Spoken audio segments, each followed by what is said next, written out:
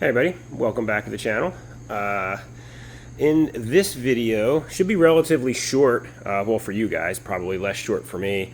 We are going to pop out this glass, give us a chance to paint the metal piece underneath, but most importantly, take a look at the weather stripping. It is, and I haven't really broken any of this over here up. This is just how it was. I started taking it off over here and realized that maybe it's worth filming this. I think most people know how to put a windshield in one of these things, but you never know. So we're gonna film it. This is the original type of molding that has the lock ring in it. It's actually supposed to be chrome. This is the nicer molding. I'll be replacing it with what they, back in the day at least, called Cal Look rubber, California Look, I guess. Basically, it's the gasket that doesn't have the little channel locker in it. The reason I'm doing that is because this stuff I find to be a pain to install. If this was a 60s era Beetle where all that chrome really made a big difference, I'd probably do it. I don't feel like that chrome makes that much of a difference on a 70. So yeah, we're going with Cal Look. But while we have the glass out, we have a lot of opportunities to get this metal piece in here out, to put a coat of paint on that, and then to get up in here and really treat and scrape and clean all any rust or potential rust through we might find. I'm a little concerned the way this is bubbled up here, there might be a hole, but we'll see. So all you do to get windshields out, you need a nice sharp knife, and you go in between the glass and the rubber and just pull with your knife. As you can see, this one's falling apart. You pull down with your knife and you cut the edge here off. You're not as concerned about getting this outer edge here off because as you can see over here where I took it off already, by releasing that outer part, you freed the glass. The glass is no longer being held in by the remainder of this rubber. So you got to get all of this off. So you guys just saw me that one. I'll cut this one here, and then I should be able to. Yeah, see, it's just this is. This is the worst I think I've ever taken off. And I've taken some real old ones apart. This guy, I don't know if this thing came from Texas or California. This came from somewhere where the heat UV was just devastating for the rubber. So yeah, I'm going to go around the windshield and finish cutting this. And then when I get back, we'll try to pop the glass out. So I could give you a quick look at what I'm actually doing since I described it. But I'm just going to drive this in, keeping it flat to the glass. You don't want to crack it. And you can feel it cutting. In this case, I'm feeling massive crispies because it is so rotten. Now, in a normal car, you wouldn't have, if you're just doing regular rubber, you wouldn't have all this locking ring crap to deal with. Yeah. But we are dealing with the locking ring. So that comes out, and then in this case, because the rubber is so bad, we can just kind of peel away what's left of the lip that holds the glass in. I'm just going to help break that off. Get my fingers under it. There we go. And however it comes off, it comes off. So yeah, let me run around, rinse and repeat. You guys don't need to watch that, and then we'll come back and we'll pop out the glass. Alrighty, so rubber's pretty much off. The biggest tip I can give you here is resist the urge to pry. If I could get a screwdriver in here and push and pry, this thing might just pop right out, but 99% of the time it's going to crack. So just get your hand in here and just try to push. See? That's all. That's all it takes. A little bit of gentle push. Once you've released all of the rubber, there's really nothing left holding it. So the trick is to make sure, go around, cut where you need to cut, release the rubber. Don't fall into the trap of prying. I promise you will break it. And these super windshields are not cheap to get. I had to dig all over the place to get a windshield for my bus. And the bus is relatively modern too. Curved glass though is expensive. And then shipping is a fortune to have windshield shipped. I ended up getting a used one from a guy that was parting out buses his whole life. Just because, and I didn't want to pay what it cost to have one delivered. So I think over here, we're still hung a little bit right here. So that's why I'm trying to be extra careful. Yeah, right here, we're still really stuck. So what I'm going to do is I'm going to get my razor and I'm going to keep cutting, because cutting rubber doesn't hurt glass. All right, that's kind of loose there now. Trying to get up right between the glass and the rubber. Yeah, getting there. Right here, we're still stuck. Somebody was kind enough to use a bunch of sealant on this caulk at some point. Looks like just regular silicone, but extra fun to try to deal with. All right, you can see I've cut through a lot of this now. You can also see how many colors this bus has been. Or bus. This thing was yellow. It was a cool yellow too. I really wish it was still yellow. And then somebody put a bad white paint job on it, and then someone put a bad red paint job on top of the white. So this bus has been a victim of bad paint jobs for a lot of its time on Earth. Yeah, right here is where we're stuck. I'm running down the inside of the glass with a knife now. There it goes. So again, gentle slices, gentle cuts, gentle, gentle. Don't be a hero. Don't pry.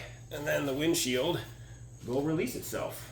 Let me pause you guys while I go find a place in the bus to stash this where it will be out of everyone's way. All right, windshield is safely ensconced on the bed in the bus. Now we got lots of cleaning up to do. I mean, step one, pull off what's left of this delightful weather seal. Expect it to come off in pieces on this guy. Ooh, yeah. Yeah, she's crispy and original. You can see what kind of mess we're making here, but it's a good mess. It's the kind of mess, holy, look at this. Seashells and, oh, look, I'm rich. No more channel, folks. I'm going to turn this sapphire in, and I am going to be independently wealthy. All right. Never really found anything of value inside a car. Not real value. Sometimes sentimental value. I was restoring a very early slat grill military Jeep. It was Jeep 1072 to roll off the assembly line in 1944. Right around Pearl Harbor it was manufactured. And I found a penny, a really, really old penny from like 47 inside a chunk of the frame. And I thought that was one of the cooler finds that I had gotten out of my scavenging in cars. It's just kind of neat because that was in there during the war and not too far off from when it was made. All right, yeah, we got all kinds of interesting detritus in here. That is actually a piece of a shellfish. Looks like the end of the tail of a horseshoe crab. Interesting. I guess that goes with the seashell theme. Gross, gross. Yeah, I don't know if I'm going to be able to hold you guys for all this one. This one has got a lot of silicone on it. It looks like probably leaked because the weather stripping is in such good shape. And somebody brought out the old can of silicone to make some magic happen. So we are going to have to undo all that. I think these seashells are actually getting in my way. I don't know how I would have gotten those seashells out otherwise. Maybe some forceps or something. Oh, they were in there. All right, so this last little bit here wants to make an exit. All right, so now we are just going to take a wire brush and take the opportunity to fix all the woes that may exist. I mean, it's pretty satisfying being able to pull all this crap out. And what I'm noticing is no rust. I was worried about up here. No, it's fine. Wow, all right. I'm taking that as a huge win, guys. I thought this was going to have a lot of rot considering how open to the elements it's been. But no.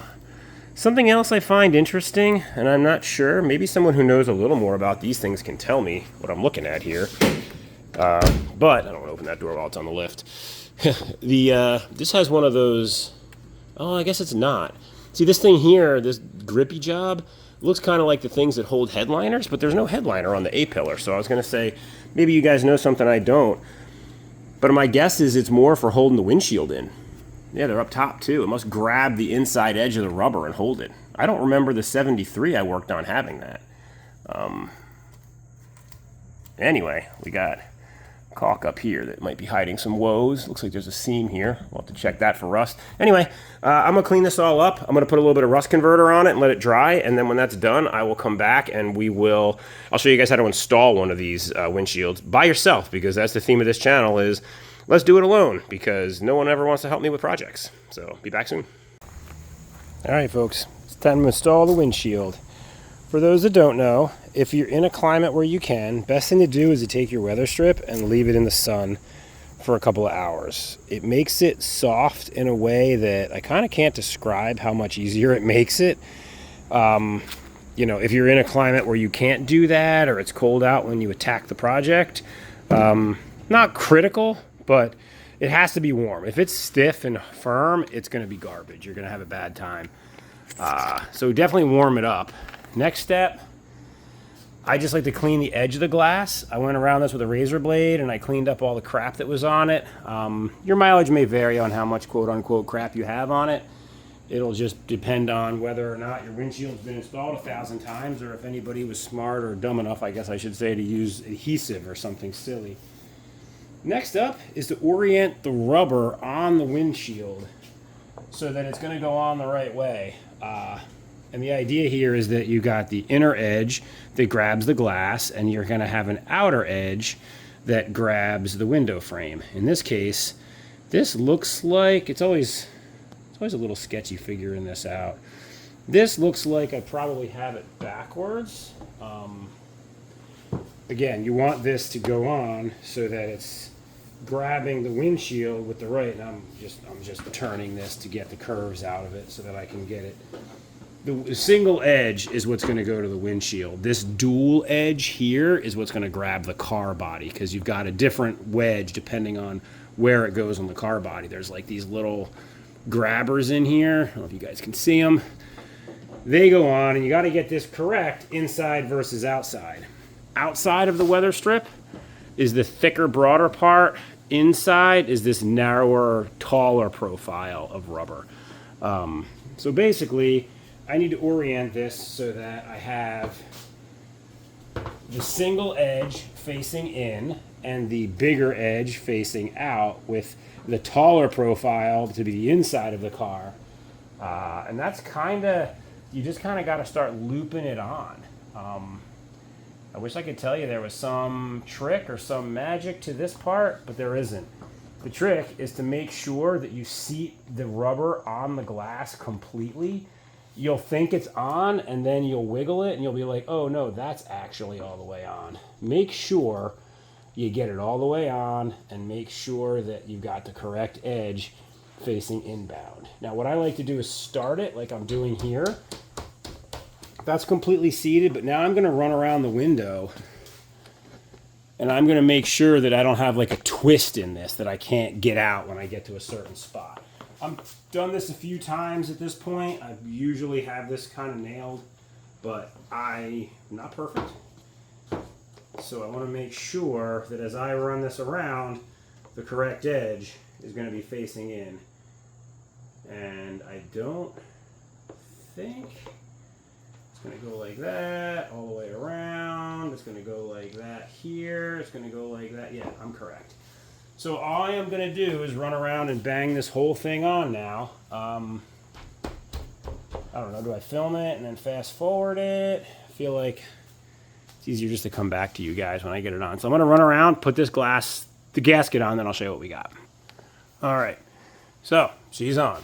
As you can see, we've got the upper edge, the bumpier edge, the taller profile edge is all the way around, and we've got the outer flatter edge on the outside of the glass, kind of where you'd expect it to be.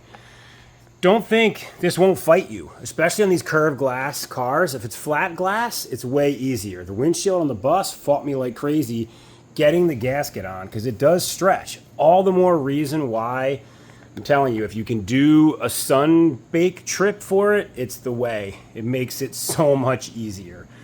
So next step, after you get this on, you've got a couple ways you can do this. You can spray it with silicone, which is going to make it real greasy. You can spray it with WD-40. You're going to want to spray it with something to give the rubber, I don't know if you can hear it. It's very, very sticky right now. you want to remove that sticky for the next step, which is bundle O string. You can see how dark this string is. This happens to be the right size for this window. I use the same string all the time because I'm cheap. We are going to put the string in this channel all the way around. This is the lip that grabs the inner edge. Now, you guys remember last time I was showing you, I cleaned this whole channel up. I wire wheeled it down, I sanded all the crap out of it. This is Pour 15, so it's cheap version Pour 15, but it's rust encapsulator. Just to seal this off. No real rust I had to worry about. I was afraid this would be rotted out, and I painted this just to get it because we had access to it instead of taking the whole dash out. So what we're doing is we're putting the string in this lip here, not this outer one so much. That's going to flop over the edge of the vehicle, of the outside here. After we get it mostly in, we'll peel this back. It's part of the reason I don't like to get silicone on this, because I like to use my finger and flop it after it gets in to bring it back around. Ostensibly, that edge is the overlap edge like this guy has right here. He kind of comes out and seals along the outer body surface. So our string goes in this channel so that we can pull this lip back and over this lip right here. Maybe confusing. Let me get the string in place and I will show you guys how we do it, and we'll get this thing installed. Okie doke. So the string is in. My lube of choice is WD-40 on this outer edge here all the way around. I did lube it up already. It's not greasy, but it's enough that it's not going to bind.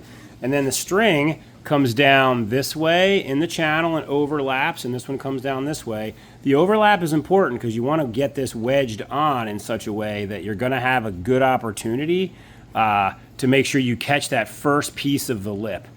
And the length of this string will tell you that I grabbed the bus one and not the Beetle one. So maybe the Carmen Ghia one. That's too long. It's got to be the bus one. Anyway, so the next step is we're going to pick the window up, and we are going to set this edge that we rammed that string into all the way around. You can see it in here. There it is. We are going to get that set up on this at the bottom. There's no reason to struggle with the bottom because you can have the windshield up and wiggle it on. I'll try to leave this on so you guys can see that. Let me unpeel my VIN tag. Ooh, come on. I don't have much of a fingernail left there. Take care of your hands, folks. There we go. All right, so I am going to get that set on that edge, and then we will see about getting in the car and pulling the strings. It really isn't, I don't know if I can leave this, on while I do this or not. I don't want it to be crazy in the way. Let's see. Again, we're making sure the strings are out. I'm gonna bring my foam piece here up, and I'm just gonna pick this up in the hole with my strings on the dash. And I am going to try and make sure, obviously it needs to be centered. We're going to try to get that bottom edge as close to in as we can. So right now what I want to do is orient and align. Like as you can see, this popped off over here actually. That is going to make orienting and aligning far more difficult until we get it back on. There we go.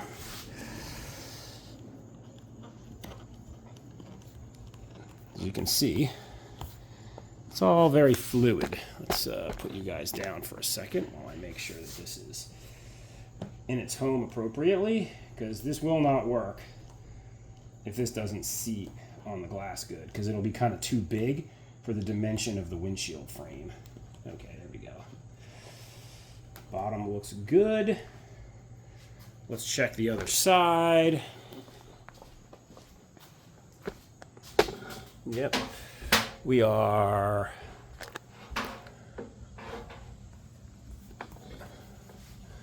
over. This isn't quite touching. I think we can come over a hair more. No, it's actually pretty good. It's important to try to get this as close east, west, left, right, however you want to look at it, because as it sort of sits in, the glass will find its home again. But if you're too far one way or the other, you're pulling this back out. There's a little bit of wiggle room. but not a lot. So try not to mess that up, folks. You'll be happier if you don't. So I think I have an equal distance, both sides. Yeah, I'm touching there, I'm touching there. All right, so now I need to make sure that I get the edge in. I'm gonna get this edge seated in the track, which is basically gonna consist of, let me take you guys out of this. It's gonna consist of getting in the car and just double checking. You can see down there, here's my 2 pull strings. I need to get that bottom edge of the gasket as over the lip in there as I can. I'm not going to be able to show you much of that as I do it, I don't think. I think it's just going to be too hard to hold the camera and do this. So let me get it started and I'll show you guys as we're pulling around. All right, so I started here and you can see these teeth, but I've pulled the rubber up around here. And I think this spot here, I'm going to need to put some pressure, but I'm hoping I can sort of hold the phone in this spot on the dash in such a way that you'll be able to see what I'm doing. Maybe you're going to need 2 hands, maybe right there. So I'm going to start putting pressure out here while I pull the weather stripping. And it should, oh, geez. I don't know if this is going to work. Hold on a second. Let me get a tripod. 5th time's a charm. Maybe you guys will be able to see it this time. I don't know if I'll be able to not put pressure out there and pull this and have it go, because you really need it to be fully over. It's a 2-handed job, everybody, but essentially I'm pulling the rubber with this string over the lip. There we go. So, now this being a super and having these grippy teeth, it's not quite as simple as some of the other cars. I'm going to finish pulling this all the way around, get the grippy teeth all the way under, and then I'm going to have to go back and do what I'm doing here. You guys can see me, like I'm massaging the gasket into place. So let me run around and do that, and I'll be back. So, as an aside, as I'm doing it, remember I mentioned there's those 2 edges out here? This is, after these are locked in, I'm just getting a pick in here, and I'm releasing this edge. See how it's coming up? To cover everything and come out. This gasket is almost like 2-sided. You really need both sides to play ball in order for it to seat right. So, I don't know if you guys can see, it's kind of forming into place underneath. It's coming up here, forming that weather tight edge we want. And as I get this in, it'll do a better job seating at the top as well, because it'll give the windshield a chance to sort of sit down. It won't sit down at the top into this channel if this is all hung up underneath. And I don't want to go too far past where I was over there.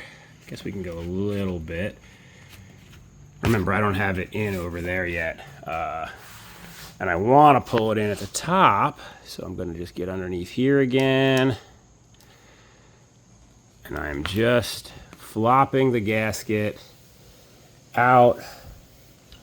Again, it's not going to go as good here because it's not actually installed on the inside out here yet. But I just wanted to show you guys, like, there is, as you seat the inner part with the string, you got to make your way out and seat the outer part too, because it's all part of the same sealing system. So let me keep running around and do this, and I'll be back.